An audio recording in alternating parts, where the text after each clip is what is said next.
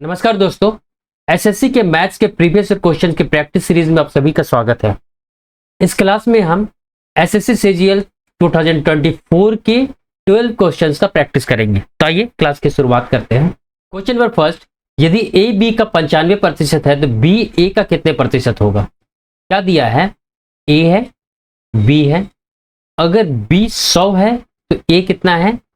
95। अब पूछा क्या है कि बी ए का कितना प्रतिशत है? बी कितना है? 100। ए कितना है? 95। 95 नीचे लिखेंगे, 100 से गुना करेंगे, हमारा आंसर आ जाएगा। 5 से काटेंगे, 20 बार में कटेगा या 19 बार में कटा। ऊपर कितना आ गया? 20 गुना 100 2000 बटे 19। तो 19 से का 19 हो जाएगा, एक बचेगा, जीरो आएगा, भाग नहीं जा रहा है, जीरो, फिर जीरो आ जाएगा। तो 5 बार में 95, 5 शेष बचेगा और 19 नीचे आ जाएगा। किस ऑप्शन में है ऐसा? तो ऑप्शन डी में। नेक्स्ट क्वेश्चन, क्वेश्चन नंबर 2, सरसों के तेल का अंकित मूल्य मार्क प्राइस उसके लागत मूल्य कॉस्ट प्राइस से 25% अधिक है। बिना लाभ और बिना हानि के लिए इसे अंकित मूल्य के से कितने प्रतिशत कम पर बेचना चाहिए? मार्क प्राइस और क्या है यहाँ पर? लागत मूल्य, सीपी।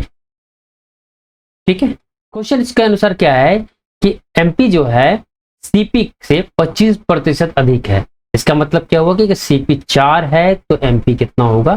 5 होगा। अब हमको ना तो प्रॉफिट चाहिए और ना ही लॉस चाहिए। ठीक है, इसका मतलब क्या होगा कि जो लागत मूल्य 4 है हमको 4 रुपये में ही बेचना पड़ेगा। तो ये 4 5 से कितना कम है? 1 कम है। मतलब मार्केट प्राइस में 1 रुपये का 1 यूनिट का हमको डिस्काउंट देना पड़ेगा। कितना में? तो जो मार्केट प्राइस है कितना? 5। 1/5 में 1/5 का मतलब क्या होता है? 20%। दोस्तों, यदि आपको क्लास समझ में आए, पसंद आए तो इसे लाइक और शेयर जरूर करें, और यदि आप चैनल में पहली बार विजिट किए हैं तो इसे सब्सक्राइब करना ना भूलें। नेक्स्ट क्वेश्चन, क्वेश्चन नंबर 3, ए एक कार्य को 25 दिन में पूरा कर सकता है जबकि बी उसी कार्य को 30 दिनों में पूरा कर सकता है। ये बारी बारी से काम करते हैं। ए से शुरुआत करते हुए ए और बी इस प्रकार 5 दिनों तक काम करते हैं, फिर ए काम छोड़ देता है। शेष कार्य को बी कितने दिनों में पूरा करेगा? ए क्या कर रहा है? काम को 25 दिनों में पूरा कर रहा है, बी 30 दिनों में पूरा कर रहा है। दोनों का एलसीएम क्या हो जाएगा? 150। इसका मतलब क्या होगा? 150 यूनिट वर्क है। 150 को 25 से भाग देंगे तो 6 आएगा, 150 को 30 से भाग देंगे तो 5 आएगा। ठीक है, 6 और 5 ये क्या हो गया? दोनों का इफिशिएंसी हो गया। अब क्वेश्चन के अनुसार पहले ए काम करता है, यानी कि ये 6 यूनिट करता है। ठीक है, फिर बी काम करता है 1 दिन, 2 दिन, तीसरा दिन फिर 6 यूनिट काम होगा, ए आ जाएगा। चौथा दिन बी आएगा 5 यूनिट, 5वां दिन ए आ जाएगा। 5 ही दिन तक वो दोनों काम कर रहे हैं इस तरह। तो ये 18 काम कर रहा है और ये 10। टोटल कितना काम हो गया? 28। टोटल कितना काम था? 150। 150 से हम 28 को घटा देंगे तो कितना आ जाएगा? 122। अभी कितना काम बचा हुआ है? तो 122 बचा हुआ है। ठीक है, अब इस 122 काम को कौन करेगा? बी। उसका क्षमता क्या है? 5। 5 से इसको भाग दीजिए। ठीक है, 24 बार में क्या हो जाएगा? 120 हो जाएगा, 2 बचेगा। तो 24 सही 2/5 जो है इसका राइट आंसर होगा, जो कि ऑप्शन ए में है। नेक्स्ट क्वेश्चन, क्वेश्चन नंबर 4, अपनी यात्रा के एक भाग के रूप में एक व्यक्ति 80 किलोमीटर प्रति घंटा की गति से 120 किलोमीटर यात्रा करता है। अगले 100 किलोमीटर 40 किलोमीटर प्रति घंटा की गति से तय करता है और 75 किलोमीटर प्रति घंटा की स्थिर गति से वापस लौटता है। पूरी यात्रा के दौरान उसकी औसत गति क्या है? क्या दिया रहा है क्वेश्चन में कि यहाँ कोई पॉइंट ए है, यहाँ बी है, ए से बी कोई व्यक्ति जा रहा है। ए से लेकर इस पॉइंट तक की दूरी अगर 120 किलोमीटर है तो इस दूरी को वह व्यक्ति 80 किलोमीटर प्रति घंटा के चाल से तय करता है।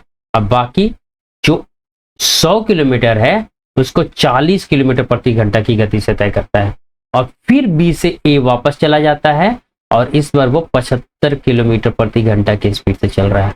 तो इस पूरा जर्नी में ए से बी जाने में और बी से ए आने में औसत गति क्या है पूछ रहा है। इसके लिए क्या क्या जरूरत पड़ेगा हमको? सबसे पहला डिस्टेंस, टोटल डिस्टेंस 120 और 100 कितना हो गया? 220। और ये वापस भी तो जा रहा है इतना, तो इंटू 2 इक्वल टू कितना हो गया? 440 किलोमीटर। ये टोटल डिस्टेंस उसको तय करना पड़ रहा है। अब क्या जरूरत पड़ेगा, टाइम, टोटल टाइम। तो यहां से यहां तक का टाइम क्या लग रहा है, 120 किलोमीटर का जो दूरी है उसको 80 किलोमीटर के चाल से तय कर रहा है, तो T1 को मिलेगा। ठीक है, पहला जो ये पार्ट है इसका समय, इस दूरी को कितने समय में वो तय कर रहा है, 0 से 0 कटेगा, 4 से 2 टाइम में, 4 से 3 टाइम में, यानी कि 1.5 आवर। T2 कितना हो जाएगा, T2 क्या है, यहां से लेके यहां तक का दूरी, इक्वल टू कितना हो गया, 100/40। 100 को 40 से भाग देंगे तो कितना हो गया, 2.5 घंटा। इन दोनों को जोड़ दिए तो 4 घंटा, यानी कि यहां से A से B तक जाने में 4 घंटा लगा। अब B से A वापस आ रहा है, तो B से A वापस आने में 100 और 120, 220 किलोमीटर का दूरी तय कर रहा है वह। ठीक है, बटे किस चाल से, तो 75 किलोमीटर के चाल से। इसको कट करते हैं, 15 पर में कटेगा 5 से, और ये कटेगा 4 4 44 पर में। ठीक है, तो टोटल टाइम कितना हो जाएगा, 4 यहां आया और ये कितना आया, 44/15, 15 चौके 60, 60 और 44 104 और बटे 15। ठीक है, अब क्वेश्चन में कुछ बचा नहीं, average speed equal to total distance, total distance कितना आया, 440 बटे टाइम 104 नीचे आ गया, और ये 15 जो नीचे आएगा वो ऊपर चला जाएगा, तो 15। ठीक है, 4 से ये कट रहा है, 4 दूनी 8, और फिर 4 छक 24, ऊपर भी कट रहा है 110 बार में, 2 से कट रहा है 13 बार में, 2 से कट रहा है 55 बार में, 15 पचे 75 के 5 7 कैरी होगा, 15 पचे 75 और 7 82 बटे 13। ठीक है, 13 छक 78 होता है।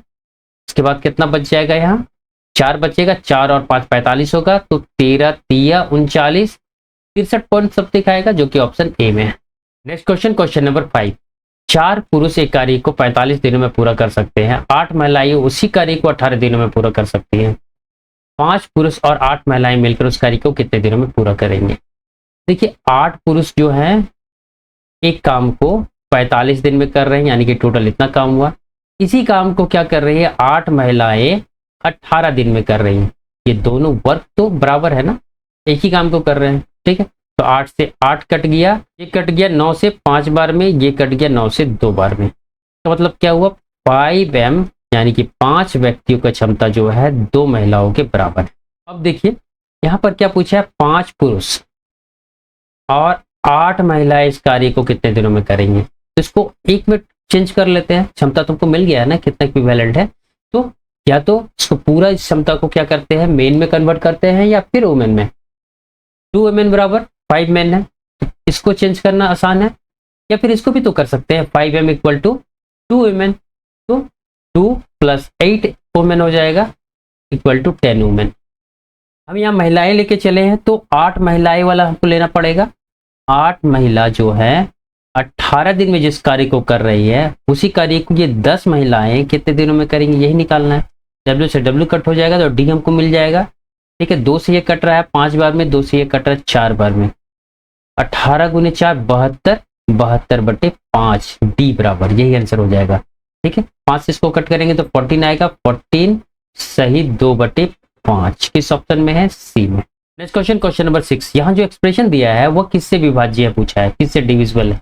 ठीक है, सब में 6 का पावर 25, सबसे अगर हम कॉमन ले लेते हैं, यहाँ 1 बचेगा फर्स्ट वाला में, सेकंड वाला में ओनली 6 बचेगा, थर्ड वाले में 6 का पावर 2 बचेगा, और थर्ड वाले में 6 का पावर 3। 28 से 25 माइनस होगा तो 3 बचेगा, इज इक्वल टू 6 का पावर 25 रहने देते हैं, 1 + 6, और यहाँ पर कितना हो गया 36, 6 का पावर, और 6 का पावर क्यूब कितना हो गया 216। ये कितना आ रहा है पहले चेक कीजिए, मैक्सिमम चांस है कि यहीं से हमको आंसर मिल जाएगा। 6 6 12, 12 6 18, 18 और 1 19, एक कैरी हुआ, 1 और 1 2, 2 और 3 5, और यहाँ 2, 259, option D. Next question, question number 7, यहाँ एक तालिका दिया गया है जिसमें क्या दिया है कि इतिहास और भूगोल में प्राप्त अंकों के आधार पर 100 छात्रों का वर्गीकरण, और हमसे क्या पूछा गया है, कुल जो एग्रीगेट है उसमें 20% से कम अंक प्राप्त करने वाले छात्रों की संख्या। एग्रीगेट यहाँ दिया है, ठीक है, मार्क्स यहाँ दिया है, 20% से कम अंक वाले छात्रों की संख्या पूछा है। 20% से कम हम देखें तो कितना अंक होना चाहिए, देखिए 50 का 20% निकालिए तो 5 दूनी 10, यानी कि 10 से कम अंक प्राप्त करने वाले छात्रों का कुल संख्या यहाँ पर 10 से कम, 10 यहाँ पर है, ठीक है। हम 20 वाले को नहीं लेंगे, ठीक। अगर 20 वाले को हम लिए तो 100 माइनस 73 इक्वल टू 27 हो जाएगा, लेकिन हमको 20% पूछा गया है, 20 अंक नहीं, ठीक है। इस कारण हम क्या लेंगे, ये 10 या 10 से ऊपर वाले को एलिमिनेट करेंगे, यानी कि 87 को हटाएंगे, कितने से, 100 से। 100 से 87 को घटाएं, कितना आया, 13, यानी कि 13 छात्रों को क्या हुआ है, 20% अंक से कम अंक प्राप्त हुआ है। Next question, question number 8। दो समकेंद्रित वृत्तों की त्रिज्याएं 10 सेंटीमीटर और 6 सेंटीमीटर है। बड़े वृत्त की उस जीवा की लंबाई ज्ञात कीजिए जो छोटे वृत्त को स्पर्श करता है। यहाँ पर क्या है, दो वृत्त है, एक वृत्त बना, दूसरा वृत्त बना, एक जो है यहाँ पर क्या है, स्पर्श रेखा है, सी भी मान लेते हैं, ठीक है, जो कि सी पे यहाँ पर टच कर रहा है, स्पर्श बिंदु सी है।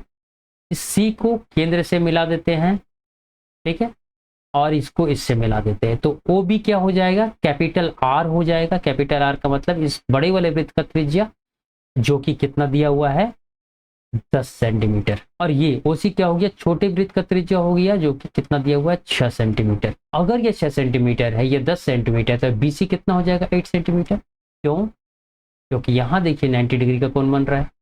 कैसे, स्पर्श बिंदु जो है केंद्र से मिल रहा है, और जब भी स्पर्श बिंदु जो है केंद्र से मिलता है तो स्पर्श रेखा और त्रिज्या जो है मिलकर 90 डिग्री का कोण बनाते हैं। और इसके होते के साथ ही क्या हो गया, ये त्रिभुज क्या हो गया, एक राइट एंगल ट्रायंगल बन गया।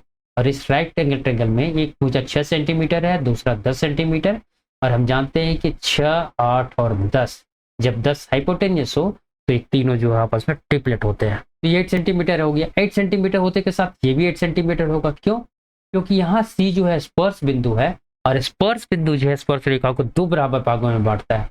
इस कारण क्या हो गया, ये 8 सेंटीमीटर, ये 8 सेंटीमीटर, इस तरह स्पर्श रेखा कितना हो गया, 8 + 8 = 16 centimetre. Next question, question number 9। यहाँ पर क्या दिया हुआ है कि sine a + b = 1। Equal to 1 का मतलब क्या हुआ, साइन 90 डिग्री, ठीक, साइन से साइन कट जाएगा तो क्या हमको मिल गया, a + b = 90 डिग्री। फिर क्या दिया है, cos a - b = 1/2, cos a - b = 1/2। 1/2 cos के टर्म में किसका वैल्यू होता है, तो cos 60 डिग्री का, cos से cos कटेगा, हमको क्या मिल जाएगा, a - b = 60 डिग्री। हमसे क्या पूछा गया है, a का वैल्यू, a का वैल्यू मतलब b को एलिमिनेट करना पड़ेगा, तो 2a = क्या हो जाएगा, यहाँ 150, 2 से कट जाएगा 75 बार में, तो a = 75 degree. Next question, question number 10। एक 900 मीटर लंबी ट्रेन 108 किलोमीटर प्रति घंटा की स्पीड से चल रही है, वह 900 मीटर लंबे प्लेटफॉर्म को पूरी तरह पार करने में कितना समय लेगी। क्या दिया हुआ है, एक ट्रेन ए बी जिसका लंबाई जो है 900 मीटर है, एक प्लेटफॉर्म को पार कर रहा है जिसका लंबाई कितना है, 900 मीटर। ये ट्रेन इस प्लेटफॉर्म को कब पार करेगा, जब ये लास्ट वाला पॉइंट बी जो है यहाँ पर आ जाएगा, ठीक है, इस तरह का पोजीशन होगा तब जाके। इसका मतलब क्या हुआ, बी से बी को तक आने में क्या होगा, इस ट्रेन को 900 + 900 टोटल डिस्टेंस 1800 मीटर का तय करना पड़ेगा। किस स्पीड से, स्पीड इक्वल कितना दिया हुआ है, 108 किलोमीटर पर घंटा। ये मीटर में है, ये किलोमीटर पर आवर में, तो इसको भी मीटर पर सेकंड में चेंज कर लेते हैं, तो 5/18 से गुना कर दिए, तो ये क्या हो गया, अब मीटर पर सेकंड में चेंज हो गया।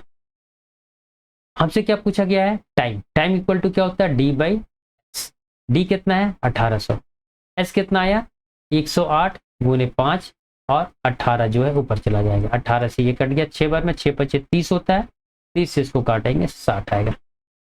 Next question, question number 11।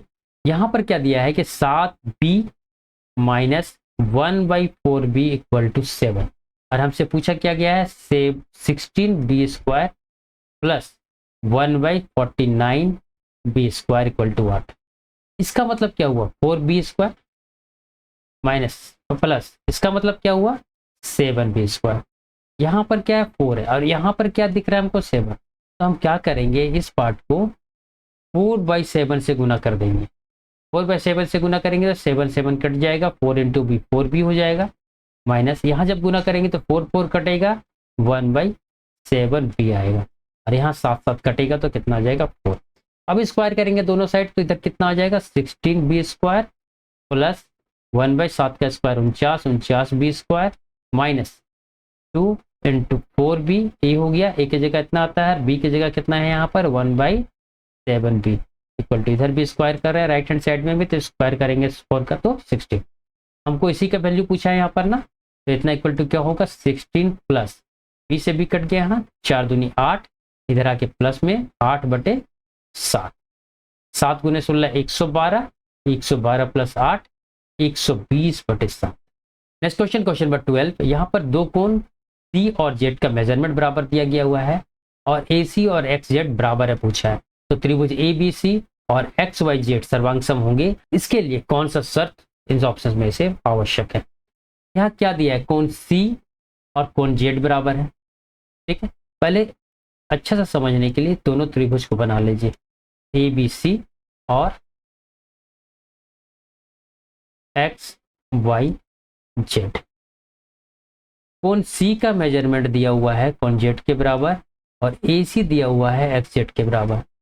S A हमको पता बराबर है, ठीक है, एस ए बराबर है। अब इन दोनों त्रिभुज को सर्वांग होने के लिए क्या आवश्यक है कि अगला एस भी बराबर हो, तब एस ए एस से बराबर हो जाएगा। तो क्या मिला हमको B C equal to Y Z, जो कि ऑप्शन बी में। दोस्तों यदि आपको क्लास समझ में आया और पसंद आया आपके फायदे के लिए हो तो इसे लाइक सब्सक्राइब और शेयर जरूर करें। Thank you.